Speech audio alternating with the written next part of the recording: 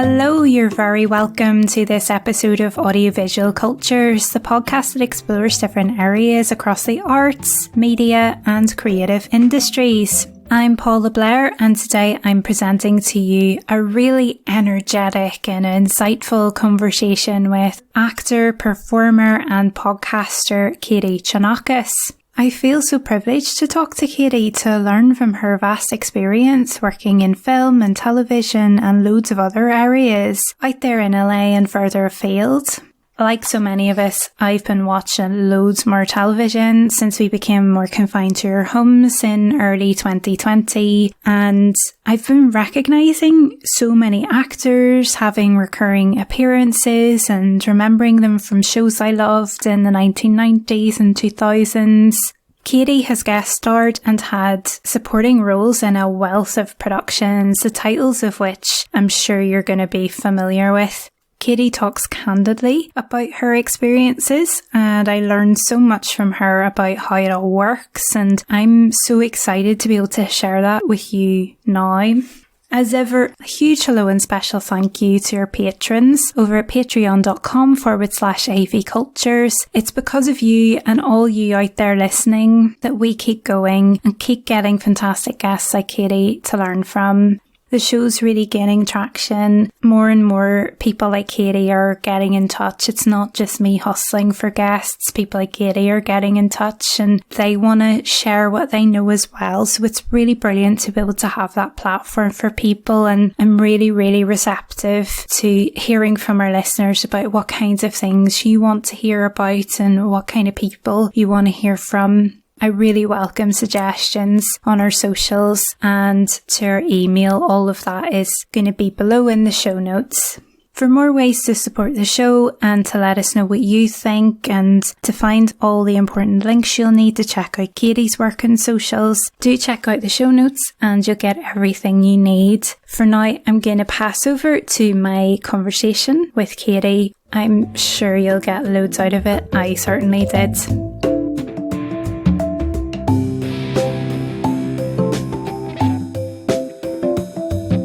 Katie Chonacas, I am so thrilled to welcome you to Audiovisual Cultures. Thank you for being my guest today. How are you doing? Thank you, Paula. I'm so grateful to be here. I love the name of your podcast. Oh. Yes.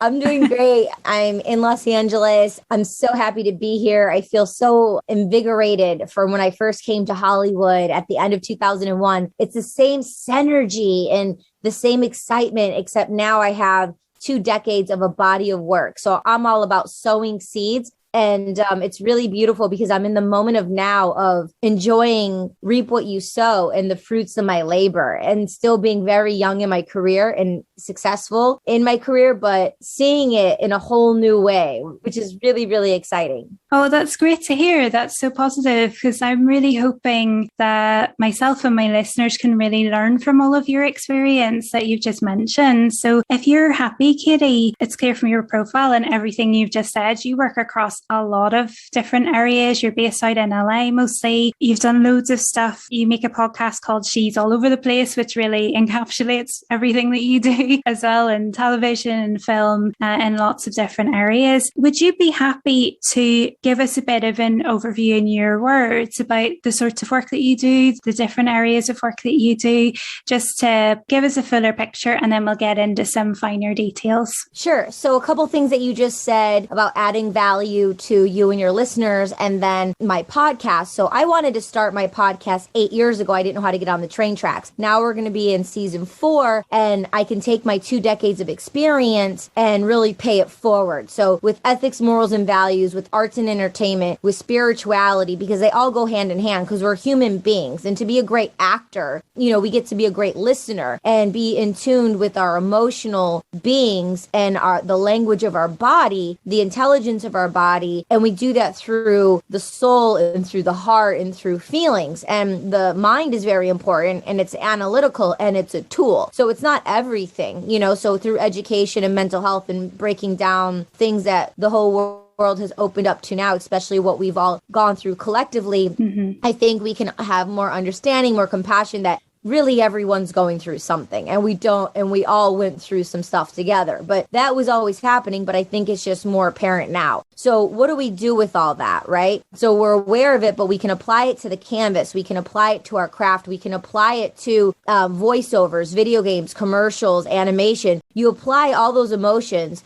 which is an energy, the good, the bad, the ugly, everything in between, and you put it onto the character. You put the work into the character, into the intention of the character. So when I was a kid, I wanted some wisdom. I wanted someone leading me along the way. When I was 12, I wanted to know things. I was a seeker. I remember yearning for that desire, that information to know thy way. And I remembered I was going to be that for others. I didn't know the word podcasting back then. I didn't know any of those things. But along my journey, I found out about podcasting. I wanted to get on the train tracks. And so now I am, and I can pay it forward with that 2 decades of experience, not to say, hey, I'm right, I'm wrong. I can say, hey, this is my experience. This is what I experienced, and what Madonna did, what Mariah Carey did, what everyone did, Meryl Streep, Reese Witherspoon, what they did in their careers is done. And I can look at their anchors, and I can look at their successes and some of their failures, because people are being more open to those things now. And I can have it as a roadmap to lead me with my targeted anchor of where I want to go. However, with technology, social media in the 21st century, business is different. We've evolved as human beings. I'm not doing what someone did in the 80s.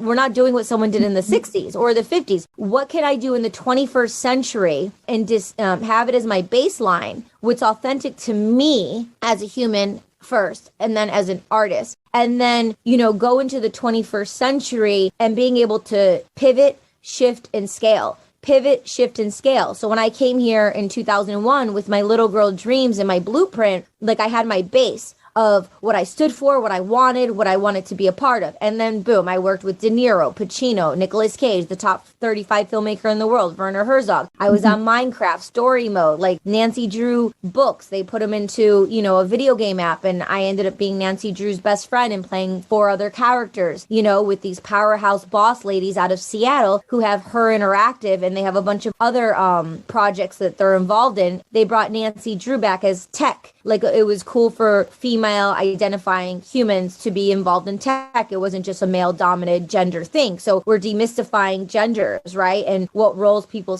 play, and really grasping our head around and having a full understanding of what this means. And I'm on the forefront of it all. And I always have been on the pulse. I've always been a seeker. I've always been a person with that huge, big white canvas and knowing the muck of it all, the good, bad, the ugly, but being able to jump out of the canvas and look at it and let it cleanse itself as life does, and then be able to start anew and afresh, right? From an analytical perspective, non-emotional, non-attachment, so I can serve my best self and the higher self for why I'm here for all of humanity. So let's just start there. That's quite a lot to start with. Where do you get your energy from? This is amazing. God. It's God's grace. We all have it. It's just if we choose to be tapped into it or not. And I'm definitely tapped in a way from that very young age when I was 12 and wanting to be that seeker and knowing my purpose. And I feel like along the journey, I've gotten stuck, and a lot of other people probably can identify my purpose. What's my purpose? I'm supposed to know my purpose. Da da da. I think we're here. We have ultimate multiple purposes. I don't think there's just one purpose. There was this great man that I saw along the way. His name's not coming to me, but he was in his 80s or 90s. And he was so many people the youth are so in a rush to find their purpose, but it's a discovery and it's an unfolding on the journey to acknowledge and to appreciate the purposes that you may have. So you may have an intuitive hit of a desire of a joy or curiosity of what you want to do, right? I like to utilize my voice. I like to show up here, even if it's just you and me, or if it's 50 million people, and to be a positive, inspirational, and make an impact one person at a time. And I'm a macro person, so I'm like Britney Spears, Taylor Swift all over the place. But how is that really going to happen on a micro level between you and I, Paula? And I'm going to go lead my life, and it's a transfer of energy, and you're going to go lead your life. And I hope we had some kind of exchange in this lifetime where we made an impact. And so for the person tuning in, I hope that same thing for you as well. That's why we watch movies. That's why the video games we play, whether we're conscious of it or not, it feels good. Does it feel good because it's a positive conscious thing and it's something I'm going to teach my children one day or share with my family or my partner? Or is it a pleasure where it's an addiction that's actually making me suffer more, and it's actually feeding the beast within me that's not going to have me evolve? So we get to be mindful and check what's running our systems. There's systems and patterns running, and which beasts are you feeding, right? So I always have to hack, hack, and be mindful of like, am I going the direction where this is going to fulfill me? Or is this actually not fulfilling me? So that takes me to the projects I take on, like my voiceover agency, Creme de la Creme. I just went out for this campaign. Like I go out for all these, the biggest things you can think of, like top tier. That's who I'm aligned to, because that's the ethics and my morals and my values. And that's what I strived and worked towards. And that's the bar that I set for myself. And so we get to check in with the bars we set for ourselves and raise those bars, and even raise it a little higher to go out of our stretch. Or look in and say, hey, this bar is way too high. I can't even obtain this goal, which is a detriment. And I went through. How could I give people in the industry a chance or other people a chance when I wasn't even giving myself a chance? It was pretty difficult. And that was something I got to learn and grow through. And then, you feel the guilt, you feel the emotions, you feel all those things. But then what I do with those, instead of just letting them sit there attached and not healing that, I hold my own hand. I say, it's okay, little K. I take all those emotions that was nasty from a family member or nasty from a relationship or nasty from whatever happened in the personal. And I take all that and I'm like, roar, and I'm going to take it and I put it into the craft of acting. So that's how it never goes wasted. Nothing is ever wasted. Anything that happens, even like the worst thing, anything that happens, it's never wasted. It was supposed to be. And it doesn't have to be right away. There's some big trauma things that happen. And sometimes someone will never be the voice and they can never see themselves being the voice of it, which is okay. And you don't have to be, but you hold the space of knowing, and we all go through different journeys. But what do we do with that is our choice, because it's our lives and we're here, and it's a gift that we're here. Some powerfully positive words there, Katie. I mean, as you mentioned, you've shared scenes with some really well-known names in Hollywood, actors and directors. You've worked with Werner Herzog, which is incredible. It's really exciting. And I'd love to hear a bit more about your experience of being a supporting cast member and finding a character. You've worked in quite a lot of TV shows as well. So things like Cold Case and CSI, where you're maybe in for an episode and that's it. And, I'd love to hear the experience of a jobbing actor doing those things. How do you pick up a character? How do you make a character convincing? How do you work across these movies and then these drama series, but then go into something like It's Always Sunny in Philadelphia? What's that like for you? Yeah, thank you. Beautiful. Well said. So all of it is being an open vessel. So to be comedy, to be drama, and just really being open. And so when you're open, your team is sending you out for these projects, and you're going out for these projects, and you're up and you're down and you're crying and you're vulnerable and you're happy and you're quirky and you're sad. The most important thing is just to be true to your authentic self. You have your baseline, and then you have people you study with. Susan Batson, Batson.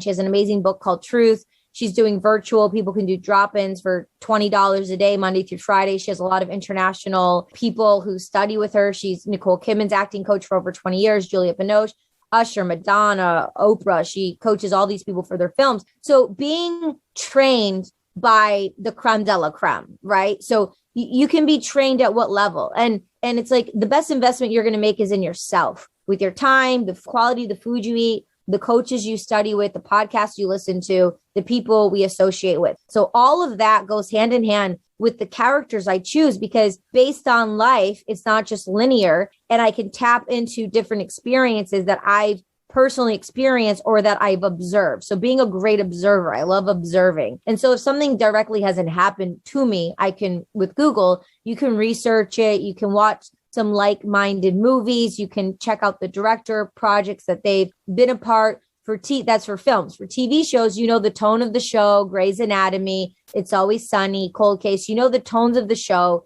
the casting director, know their body of work, go in there, do great work. You have to build a relationship with the casting director. If they keep bringing you in, they like your work. So they want you on the show, and it's just a matter of time before it happens. You just have to keep up and just show up and do great work. And then make sure you're taking care of with your body, mind, and spirit, because they, like I said, they're very hand in hand with one another. Doing different characters is like, it's always sunny. It's like quirky, it's fun. And they're like, oh, they like that. Then that's permission to play, to take that a step further and discover where you can go. When you get on set, you've already done the preparation. So everything I'm telling you, studying, coaching, researching, that's the tone of the show. That's the preparation of the character before you show up. When you get to set, you already know your lines. You already know your character. And it's an opportunity to get out of your head and get more into your gut, into the intelligence of your body, and to play and be professional, because it takes a village and there's hundreds of people on set. And especially now, we want to be very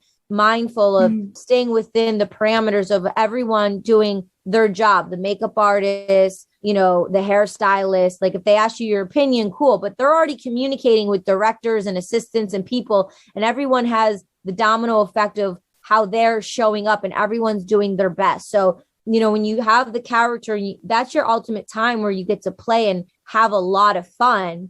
Guest star roles are amazing because it's, like I said, it's a domino effect. Once you book one, it's like, oh, she's on set in New Mexico. Oh, now she's on set here. Oh, and we want to book her on this. Oh, she's working on this with Sharon Stone and 50 Cent, and Werner Herzog, like the producer wants to personally invite you to be a part of the Bad Lieutenant Port of Call New Orleans with Nicolas Cage. And like, I'm like Joan Crawford in my hotel room, like waiting for his call, and he calls and I'm just like jaw dropped when he's inviting me. And I'm like, yes. And from that moment of yes, that was my moment of fantasy and play. And I was just thinking about Nicolas Cage. And then I knew our scene together, because like I did the audition, I met Werner, then I had like a month to prepare. So I was able to like really fantasize and play and do those things leading up, manifesting to the moment of meeting him. And when I met him, he was just like, whoa, like he was so taken aback because I was so prepared.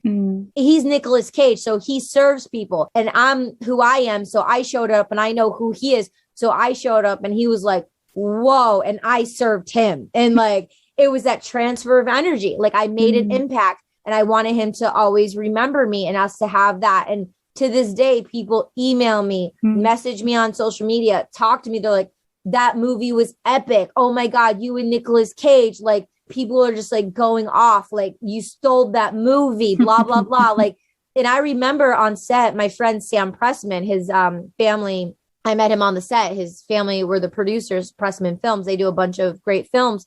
He told me, Nicolas Cage, he wanted the whole entire movie to shoot the gun.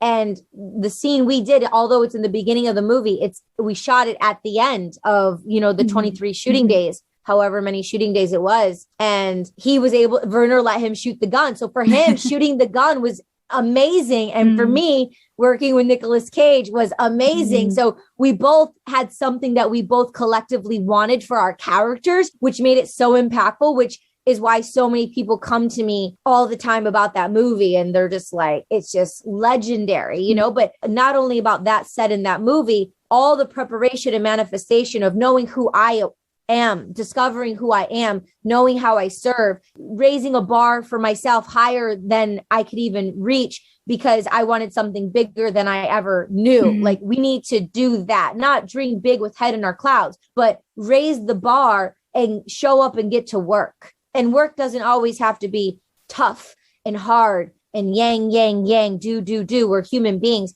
It can come through God's grace of yin and being gentle and being more relaxed than I am right now. I'm a bit hyped up, but it can be the opposite. And I definitely learned that the hard way. Most people do things, I don't say most people, but they're just hustling or they're da. So it's like you have your list of what you need to do it, but we can handle it with grace. We can show up to a new place in a new way, gentler with one another, right? With the male and female, all genders. Yeah. But lastly, I want to say about what you just asked is it's really exciting bopping from one show to another, but then it's like a lot of up and a lot of down, which is very difficult. And especially when you're auditioning a lot. So now where I am in my career, I wanted it before, but it didn't happen. And what I want now, again, and I'm going until it happens, is to be a household name. So I want to be a household name.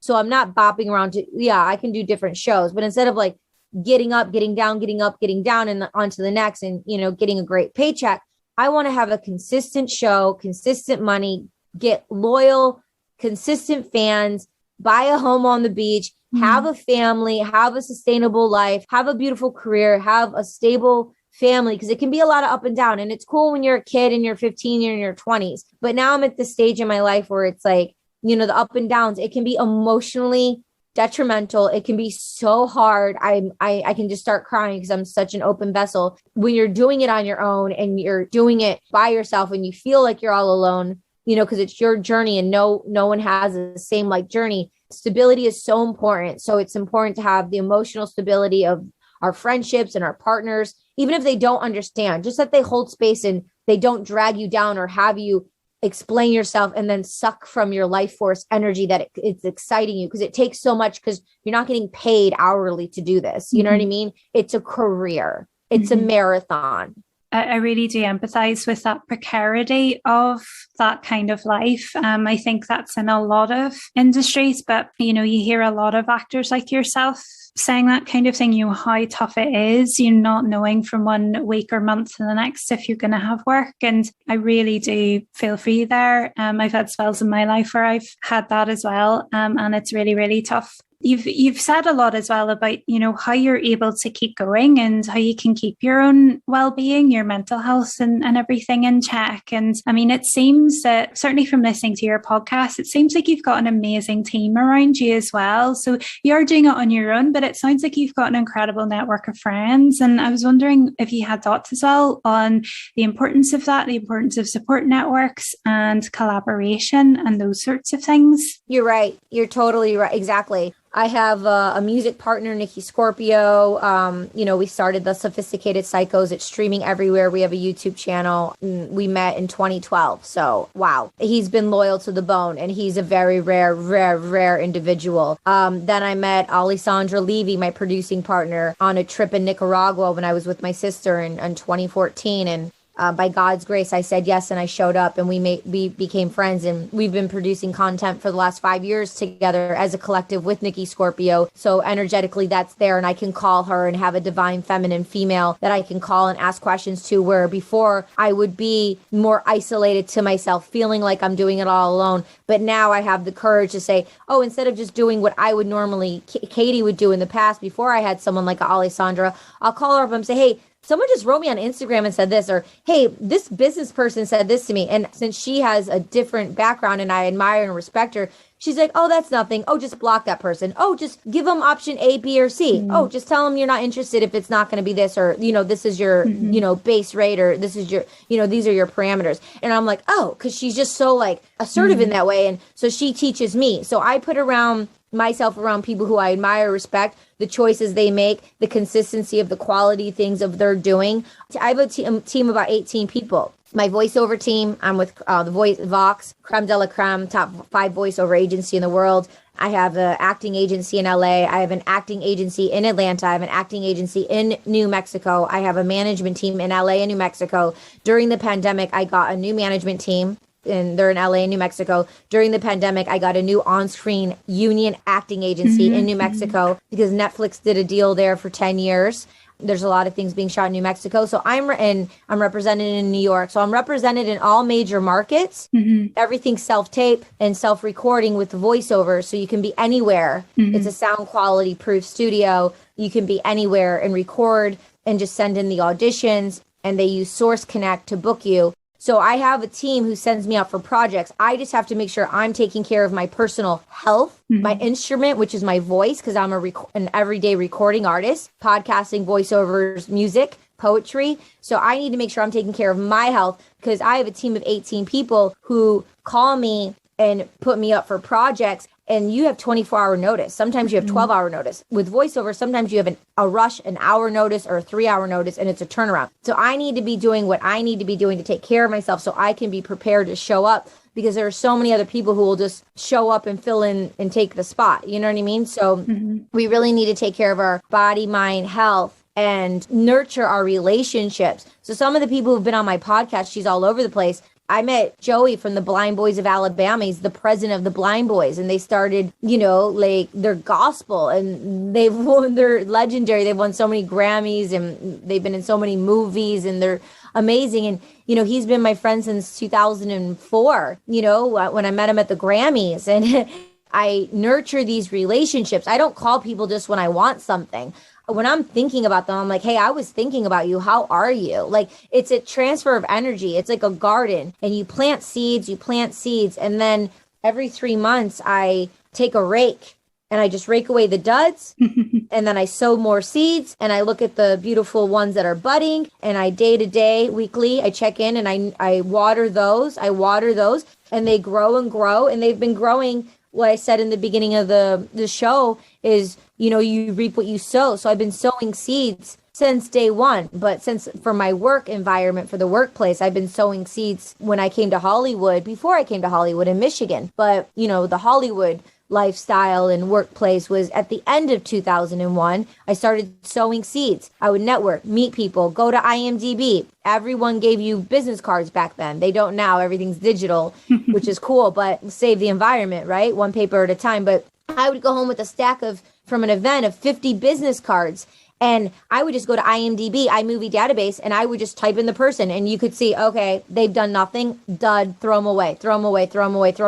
Because they're lying to you. They're saying, oh, I produce this, I direct this, but they're just wanting to sleep with you, prey on you, take advantage of you. So you just vet out those people. And then you look at the other people like, oh, they're doing this movie, but they're like movies with like porn stars, or they're movies like C-tier movies. So it's like, that's not what I want for myself. That's how you know thyself and check in with the quality of the bar that you set for yourself of who you want to work with. So I throw those away. I don't want to be a part of those projects. And then it's like, oh, okay, this one, George Clooney movie. Okay, I'll keep this producer card. I want to nourish that relationship. It's not manipulative. It's a smart business move, because I see this vision for myself and I know my talent and I can be an added value to your project. Let's create together. So that's how we come to the mat each and every time. How can I serve? I'm going to serve by showing up and being the best me. When we first got on here, you said, oh my God, look at all that energy. I can offer that. People want to be around that magnetic, joyful energy because it's the infinite source. However, when you have it, you just need to know how to channel it, because it can be a lot for some people. It can be too much, and that's okay too. But we're not made for everyone. We're made to be us, and we can align with who we're going to align with. And we can't people please. We can only truly be ourselves. And if people are like, oh, that's not for me, great. I'm glad it's not for you. You can get out of the way to leave space on the white canvas for more people like you who want to show up and dance with me, because I want to dance and I want to, you know what I mean? That's what I want to do. I want to smile and be in joy and dance. So we need to show up how we show up and not feel guilty about that. Be happy about how we show up and just keep discovering. We're going to keep showing up in new ways. We're so young. We'd love you to be part of the conversation with AV Cultures Pod on Instagram, Facebook and Twitter. And we also have Discord. You mentioned there is a lot going on over in the States at the moment with crew workers in movies and television trying to really fight for their rights as labourers, as a workforce. Certainly as a cast member, I'm sure you face your own challenges in just protecting your rights and just keeping well, all of you. I just wondered if you had any observations on that, or just, again, how you all look after each other, how can... Yeah. 1000%. I remember my first commercial that I ever did in California. It was like 2003 or something. I did a commercial called for Marshalls, and I was like the daughter. One of my dear friends, Carlos Arguello, he's a cinematographer. He was a cinematographer on that commercial, and he's gone on to he was like the cinematographer for Pretty Little Liars for like so many years at Warner Brothers. Is it Pretty Little Liars? It was Ashley Benson, the four girls. I think it was called Pretty Little Liars. That show, I marathoned it, but he was a cinematographer on that, and he's great. He's been a great friend, and he's a crew member. I'm friends with a lot of crew because I produce, I direct. I shoot myself. I'm into tech. I'm into the cameras, like which lens is that? Oh, a lot of people use ARRI. It's from Germany. Like, the crew's so important in fulfilling the basic needs of a crew. And through the union, I've employed a lot of people to, do the full production of my projects. But being on professional sets at Warner Brothers and Paramount, and being on other people projects, like huge budget projects and small budget projects, I always remember Carlos Arguello, because when we were done, when we were wrapped, I went around to all the crew members and thanked them and and I said, thank you, good job, thank you. And I went around, and he tells me to this day, and that's why he became my friend. He said, and he tells people, like, you went around, and he's like, no actor does that. He's like, you went around and you thanked all the crew members after you were wrapped. And it's like, for me to acknowledge them. And I was young, but I was just doing it from my joy. I was just excited to be on set working and seeing everyone doing smart, hard work and everyone making their marks and doing their jobs. It takes a lot. So I think to acknowledge one another is really important. And I see a lot of actors I've worked with, Danny Pino and, a lot of people, they're like really cool with the crew and they talk to them on an intimate level and they have that bond and the kinship. Same thing with hair and makeup, like hair and makeup are like the actors like go to. It's like they're like their best friends. They know more about them than like maybe some of their friends actually, these people become our friends, but it's really important to acknowledge and have that sacred experience with one another. And for me as an actor, sometimes I'm just observing the crew and I'll hear crew talk and they feel comfortable talking in front of me. Like my friend Maz, M-A-Z, he's a cinematographer. He just did Machine Gun Kelly's new song. Megan Fox is the lead of it. His work is just brilliant. But it's so cool because I'll be on commercial sets or like different sets with people. The grip, the lighting, the crew people, they're like, yeah, this job tomorrow, so-and-so's not available. Hey, do you got a guy? Like, yeah, I got a guy. Hey, I'll text you his number. Da, da, da. And so the crew really stays together. Like when the DP shows up, he brings his crew and they go job to job like a family with one another. They really have each other's backs. And then if someone's not available, they'll have a fill-in or something. And they have that kinship and they trust one another. And it's very deep rooted. So all levels of entertainment and people who show up onto the set have a job to do. And there's this fine line of respect and this trust that's quietly created with who you are, discovering who you are, knowing who you are, so you can be that value for someone else. So great topic that you brought up. Thank you. Thank you.